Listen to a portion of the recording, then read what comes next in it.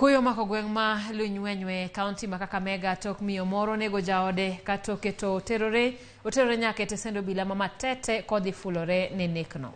Min wuoyi Rosemary Wasonka owacho ni nobuok ka obila nodonjo dalane kendo rieyo tir nyaka od wuode kama ne giyude ringre wuode. Owacho ni ne oneno wuode mogik chieng' Jumapil to ne ok ochich ni wach moro amora ne nyalo bedo marach. Anyuola mosenindo chich ni jaod mosenindo no manyo ji mokonye timo tim makamano. Komanda mar obila ma Kakamega Joseph Kigen oyango nekno kendo gisechako nonro.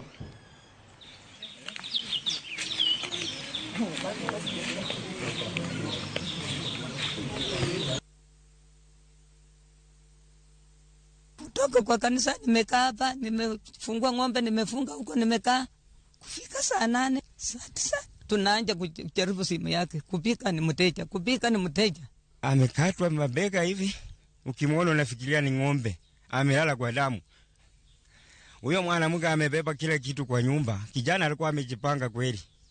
Huyo mwanamke alalangi njaa kwa hiyo nyumba. Kusosana kweli iko, lakini ndugu yangu namjua anakuanga na nguvu. Huyo mwanamke sidhani kama alikuwa peke yake. Huyo kijana ako na nguvu namjua. Hata kama mtu anakatwa lazima anaweza kupika nduru. Maajabu ni maajabu.